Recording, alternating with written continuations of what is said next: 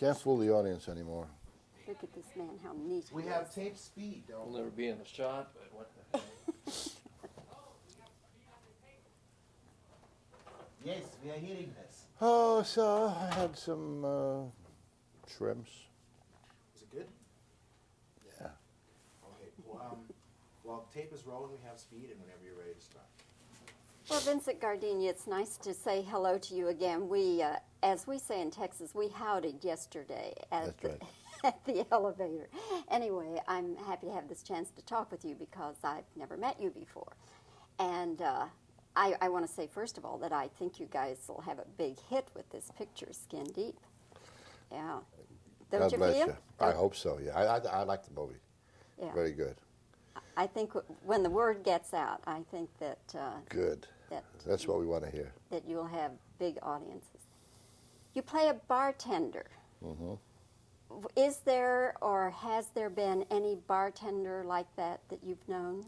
Oh, I'm sure that somewhere along the line I've met that kind of a bartender because I've been hanging out in bars for years. So it's a combination of many people that I've seen and drank with or served me at the bar. What was the big motivation for you to take this role, Vincent? Well, the offer from Blake Edwards.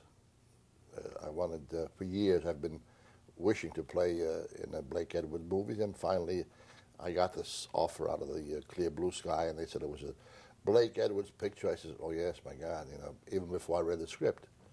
So it was primarily because of working with Blake Edwards, and then I received the script, and I think it's a nice part, and I love the script, you know, and the cast is wonderful. John Ritter is marvelous. So it was a good package. Did John Ritter surprise you in any way at all? No, I know that I've seen John Ritter work for years on the television shows and television movies, on his new show Hooperman, and I noticed from the very beginning that he has a tremendous range as an actor. Also, what he does as a physical actor, the comedy is something that we haven't seen in this country since I think the days of Chaplin, Buster Keaton. He does it so well. Plus, he handles the drama well too. I think he's a complete, wonderful actor.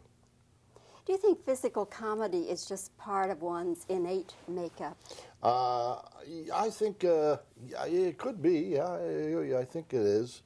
You have to be very good at it, and you could work at it. But if you don't, if it's not there, it's not going to work. It's sloppy. It doesn't work out, and you have to have that thing in you that you were born with that, and he does it so well. It's second nature to him. It doesn't seem hard. It doesn't hurt you when he falls. You know he's going to be all right, but you go with it.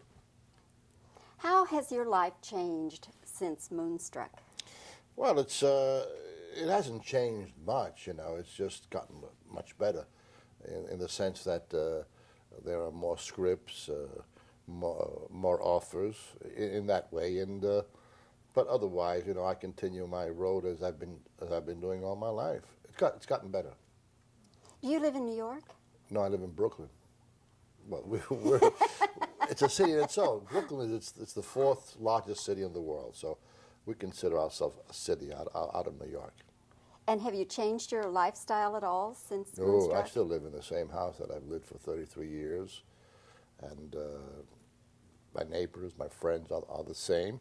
Although I've made many friends in my years coming out here in California, and in other places that I've worked, but primarily I live in the same place. My family's there, and I like it there.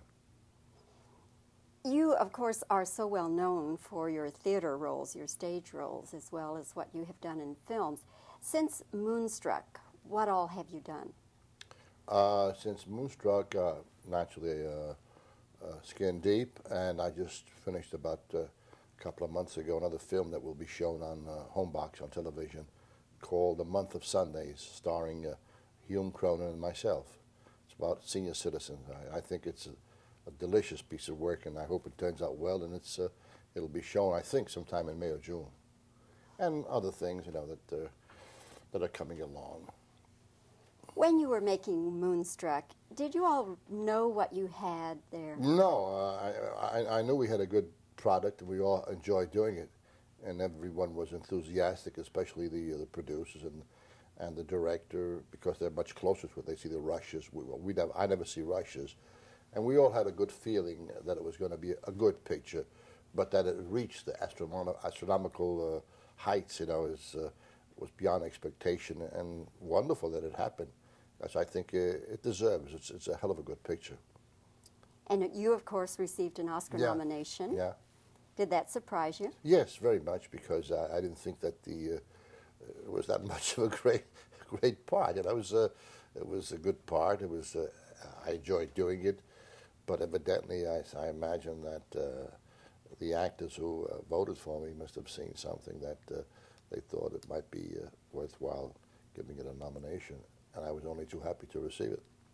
Was it a difficult role for you, or did you just kind of breeze through it? No, that role wasn't difficult at all for me, because I am Italian. My family's Italian, my mother and father. So I know that life, better than I know anything else in my whole life, because that's what I've been living with. That's what I still live with. I still go back, and still the kitchen table there, and the stove is right there, and all our conversations, all our arguing, bickering, and joyous moments still happen in the kitchen. Well, Vincent Gardina, thank you again for making yourself available to us here in Los Angeles. And I'll end the way I started. I think you guys have got a big hit on your hands. Good. Nice meeting you. Bye-bye. My pleasure. Good Great. interview. Good interview. Good. Let's hope you're